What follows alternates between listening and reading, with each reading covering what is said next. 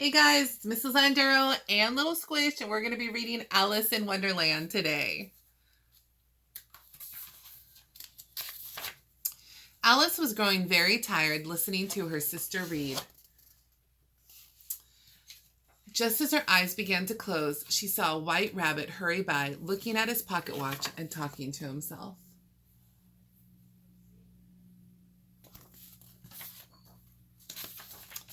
Alice thought that was very curious indeed, a talking rabbit with a pocket watch, so she followed him into a rabbit hole beneath a big tree, and down she fell, down to the center of the world it seemed.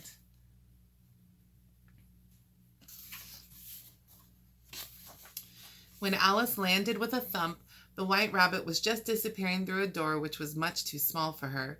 Alice drank from a bottle on the table and shrank away to a very tiny size, but now she could not reach the key to the little door.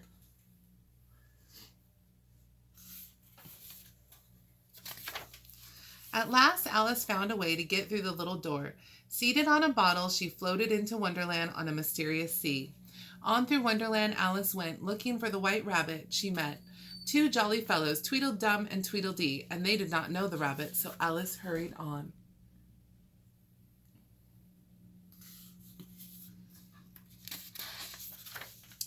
At a neat little house in the woods, at last she met the white rabbit himself. The rabbit sent Alice into his little house to hunt for his gloves, but instead she found some cookies labeled "Take one," so she did.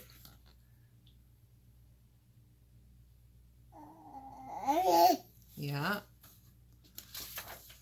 The cookie made Alice grow as big as the house. What a sight! Rabbit and his friend Dodo thought she was a dreadful monster. Alice picked a carrot from Rabbit's garden. Eating it made her small again, so small that she was soon lost in a forest of grass.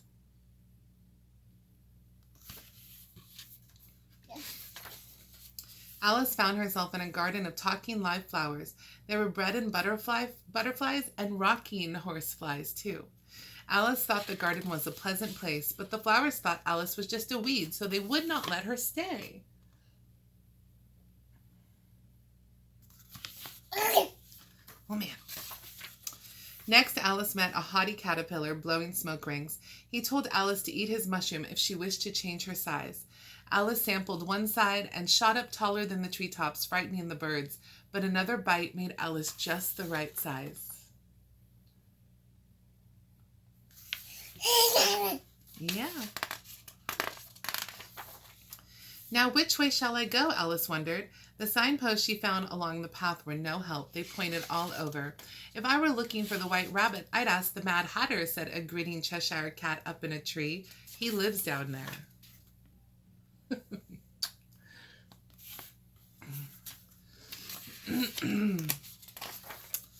Alice found the Mad Hatter and the March Hare celebrating their unbirthdays at a tea party. She joined them for a while. After that nonsensical tea party, Alice wanted to go home, but none of the strange creatures seemed to know the way. Yeah. Yes, you're pointing to the words, little one. Let's show everyone the pictures. Let's show everyone the pictures. Here we go. Yeah. Alice wandered into the Queen's garden. Soon along came the royal procession, and who should be the royal trumpeter but the white rabbit himself? The Queen of Hearts asked Alice to play croquet, but Alice did not like the looks of the game. Off with her head, cried the Queen. Away Alice ran, while the army of cards gave chase, down all the tangled paths of Wonderland, and back down the river bank.